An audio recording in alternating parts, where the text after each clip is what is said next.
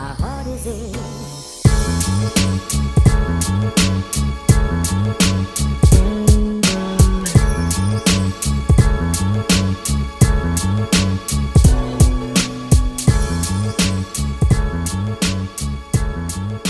Alright, what's going on YouTube? This is BoxingWave. Sorry for the last video.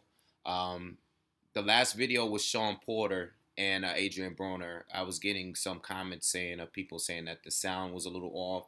I don't know why the sound was off or anything because usually my laptop works pretty well, but I'll try to speak up a little more in this video for you guys to hear me pretty clearly or whatever. So I did a video recently, right? I did a video on catch weights.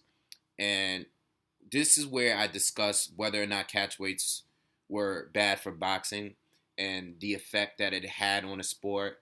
And I was comparing the different eras of boxing, when back then where, you had less weight divisions, and today you have double the amount of weight divisions, and now you have people not even fighting under the weight limit now guys are fighting with catch weights. Catch weights, it's become a norm now in the sport of boxing. So this video here, I'm gonna speak a little bit on that too still, but I'm gonna speak more in defense of some of the boxers today that want to fight the best, that actually want to fight the best. And I'm gonna ask you guys, and I would like to hear responses. If you have a YouTube channel, I would like to hear responses. If or comments, read the comments, it's cool. Or you want to hit me on Twitter, that's cool. But I would definitely like to hear responses on this one because I think this is a huge issue in boxing today. How do you become legendary today? And when I say legendary, there's plenty of great fighters in the sport. But how do you become legendary? How do you become an all-time great? How do you become even in the discussion of being the greatest of all time? Now that Pacquiao and Floyd had their fight and they're on their way out of the sport, a lot of the pay-per-view heavyweights like Miguel Cotto or Vladimir Klitschko, well, he's not a pay-per-view heavyweight, but he's one of the most famous boxers in the sport internationally. How do you become legendary now that all of these guys are on their way out? How do you become legendary? How are these new fighters today going to compare historically to the greats of the past? How are they going to do that under today's conditions? Okay, now I already brought up catch weights before. All right, a lot of people feel that people are the top fighters today.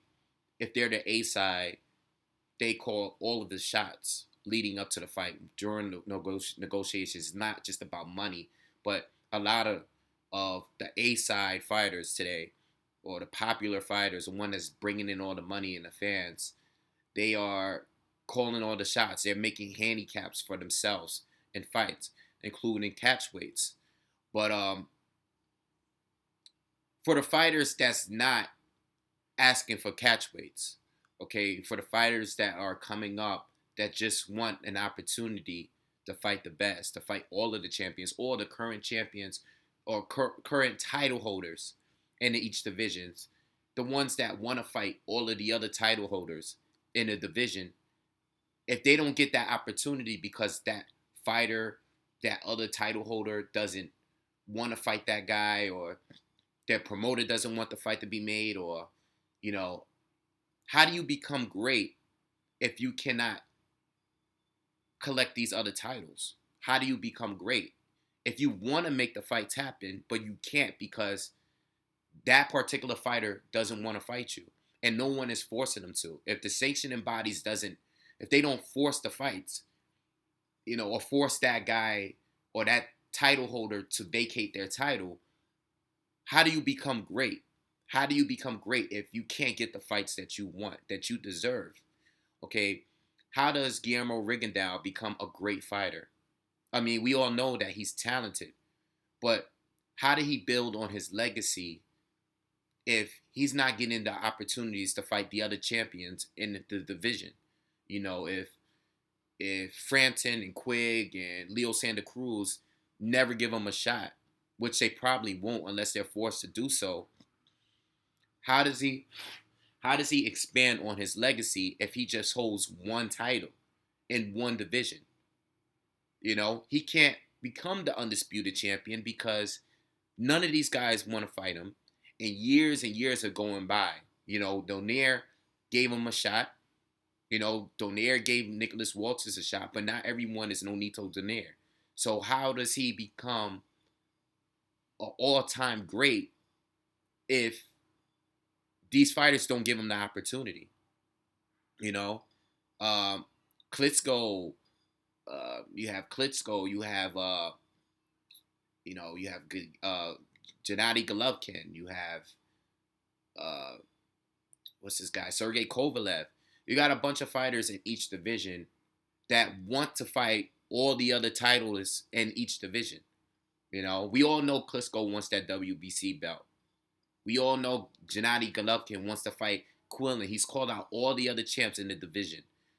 We all know Sergey Kovalev have been calling out Adonis Stevenson for at least like about 2 years now. Okay? Thankfully, Hopkins gave him the opportunity. He forced, he won another title from, I forgot who did he win the other titles from. But anyway, Sergey Kovalev wants the opportunities. But how do you expand on your legacy? When we sit here and have the debates about who's legendary and who's the best of each era, and when you want to compare eras and stuff like that, part of the argument, part of the equation is how many titles you got, who did you beat, how many divisions did you get titles in. These are all the arguments people bring up when you're comparing fighters from different eras. Okay, when you're trying to when you're having the debate on who's the best. But if you're not given those opportunities, how do you do it? In the defense of, because we always bash today's era of boxing, today's culture of boxing, we always bash it.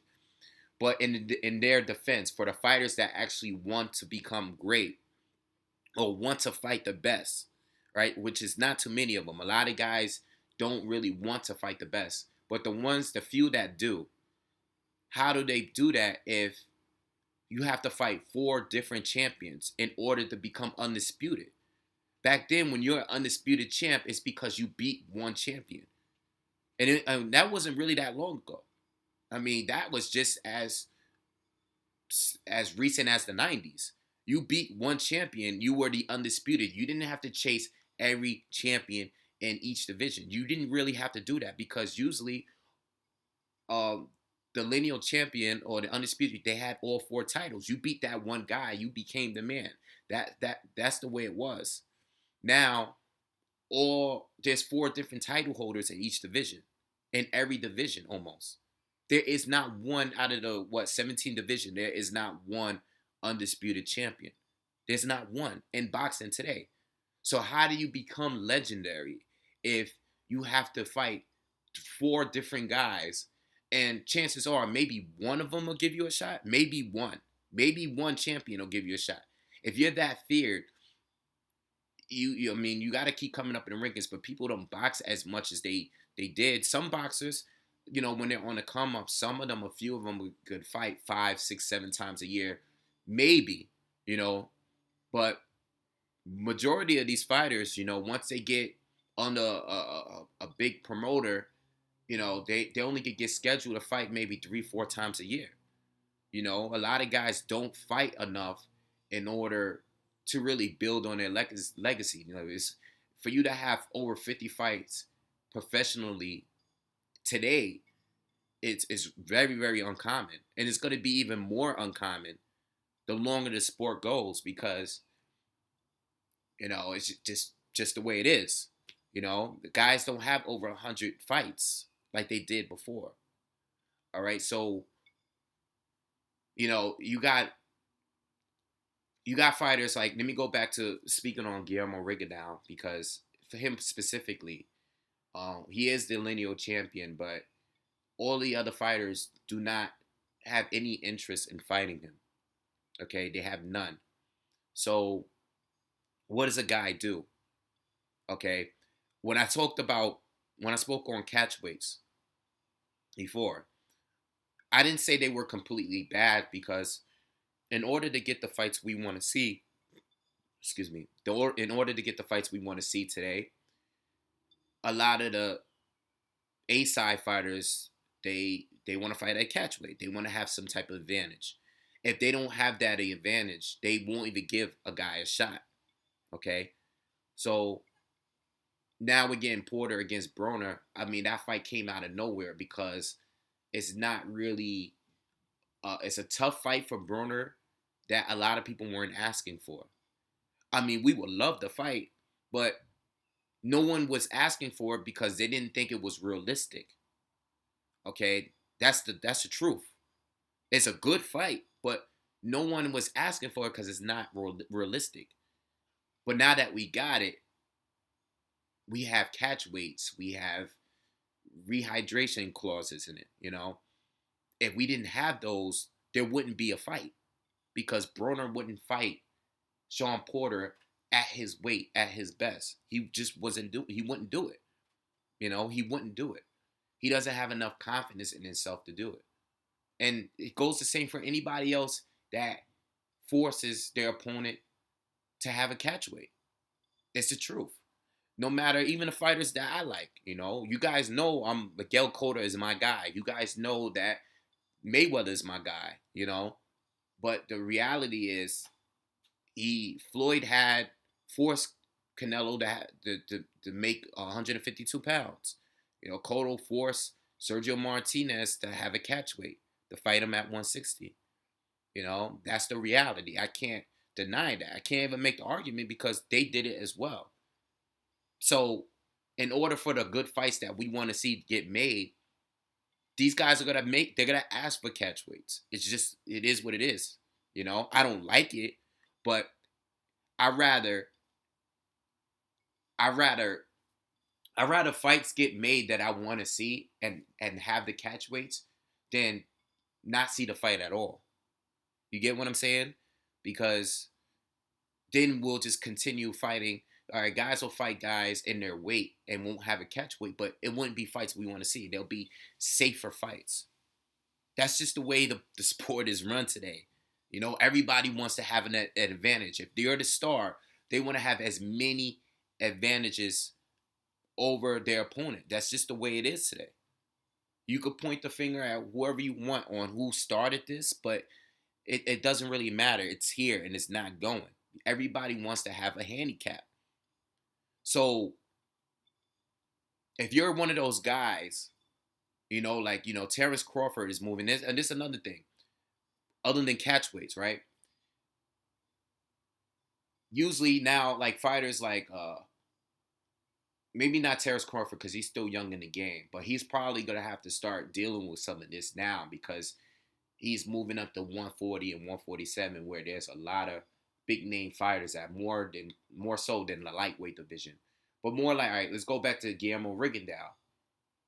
If these fighters don't want to fight him, and Leo Santa Cruz and Frampton and Quigg never give him a shot, he's going to have to eventually go up to 126, okay? Because that's the only division where guys will take the risk. They're like, you know what? He's dangerous, but at least I have the size advantage over him, okay? And Guillermo Rigondeaux is not big enough to call shots and say, well, you come down to 124 to fight me. Really, it's only a 4-pound difference, but 122 to 126, the size difference is a lot more effective at those smaller weight classes. It just is. The type of power these guys have at 126, it exceeds the guys at 122 dramatically. The size is just different. Usually those guys at 126 are guys that could fight at 130, 140, 135 easily. I remember with Lomachenko for what's this dude's name? When Lomachenko got his first loss to wow, I can't think of his name right now. I'm bugging. Lomachenko got his first loss to Orlando Salido. Orlando Salido came in weighing 147 that night. What was Lomachenko that night? Like 133, 134, And they're fighting at I think that fight was at 126, right? So for Orlando Salido to come in weighing as much as a welterweight, these are big dudes. Like these are bigger guys at 126 that just can so happen to make the weight. And Orlando Salido didn't even make the weight. Okay? So he lost the title, but he won the fight. He lost the title, but he won the fight. So it made more for him to win the fight and just lose the title with it. Okay. Um. So anyway, um, Rigondeaux, guys like Rigondeaux would have to go up to do it. That's just the way the sport is now. And with you going up, you might not want to go up because you got guys in your division. That's why I don't really get mad if Golovkin doesn't want to go up to 168, because if he wants to become champion in his current division, there's nothing wrong with that. Yeah, I mean, he go up and say, I'll fight Carl Froch. I'll move up to fight Carl Froch. Then, yeah, obviously he wants to fight Carl Froch over Andre Ward because Carl Froch is an easier fight to win. It's just a reality. I mean, you're going to throw name and popularity in there. That's cool. That's fine. You couldn't know. I mean, Carl Froch is more famous than Andre Ward. If we're talking worldwide, Carl Froch is more famous. Okay, Carl Froch did fill 80,000 seats in Wembley. You know, Andre Ward has not done anything. I'm not even trying to make that argument, even though Ward is a better fighter. You know, but I'm not mad at dudes that want to stay in their division. You know, if they want to stay, that's their choice. Rigondeaux, in order for him to collect more titles, he's gonna have to move up. He's gonna have to, you know, because these guys are not fighting him. So that's the sport we have today. Like, how do you become a legendary fighter if you're not given the opportunities? Okay, if you have to fight 4 different fighters and just to be the undisputed champion, you know, fighters didn't always have to do that. They became the undisputed champion as soon as they beat the champ, and that was it. And they held on to it as long as they could until they lose. You know, now it's like it's totally different. You get one title, you beat one guy, and the other 3 guys don't want to fight you. What do you do? What do you do? How do you become legendary? You can't, because you're stuck fighting a bunch of guys that no one wants to see you fight, because the other fighters that people want to see you fight, they're scared of you. They're afraid to fight you. So, in all defense of today's sport and the way that it's run today, you can't give all the blame to these guys, because the fights, they want to make the fights. They're just not given the opportunities.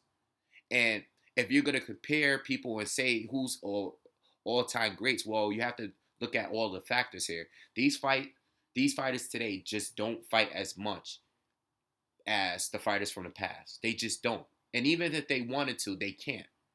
They can't. You know, just the way things are. Once you reach a certain status, you know, the networks. I mean, Golovkin had some of these guys like Golovkin. He's had some fights that weren't broadcasted on HBO. You know, but still, even with him, these guys are probably not going to fight more than 4 times a year. You know, they just not. All right. I don't think all of that really determines greatness neither, because you can have over 100 fights, but if you do have over 100 fights, a lot of those fights is just going to be against randoms. All right. It's not really going to make you a better fighter. It's just going to keep you active. It could make you a worse fighter if you're fighting out of one of every out of 5 fights. You're fighting a really good fighter, a top fighter, and the other 4 fighters are bums or journeymen. You know what I'm saying? So that really doesn't determine your greatness neither, as far as when it comes to how many fights you have. But you know, if you want to fight the best, if the best don't want to fight you, what do you do? What do you do? Do nothing. Years go by. Years go by. Maybe go up in weight, a weight that you're not even comfortable at fighting. But that's the only way you can do it. And I'm not making excuses, because I know fighters from the past went up in weight too. And that's great. And they went up 2 division basically, because 1 division equal 2 divisions. If you're comparing it today, that's cool. But, you know, should you have to do that to become great or legendary? I mean, it's debatable, you know. And how much do you go up? How much do you go? How far do you go up? You know. And only reason why you might get opportunities at higher weight classes because those fighters may feel they have an advantage over you. If you go up in weight and beat one champion, then the other three champions in that division might not fight you because they feel that they feel that size won't be an advantage to them anymore. So I'm gonna stop it right there because we're already 20 minutes in talking about this. How do you become legendary today? And I would like to read some comments. And if you have any other things that I didn't bring up in this video, like any other examples, you can bring those up. If you have a video YouTube channel, you can respond to my video. Um, it's just I feel like if we're gonna just always compare and we're always complain about how boxing is today, you got to really look at all the tangibles here. You got to look at the ones that you got to look at the fighters that really want.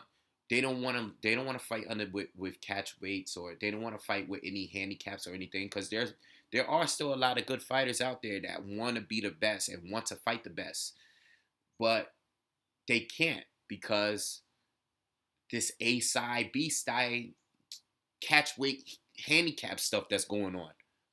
Okay, the promoters are running the show. The promoters, the networks, all of these guys. Oh, we're not gonna pay for that fight. No one wants to see that fight. You know, that's what's going on in today in the sport today. So that's it, man. Just I would like to hear you guys' responses and stuff, and I'll see you guys on the next one.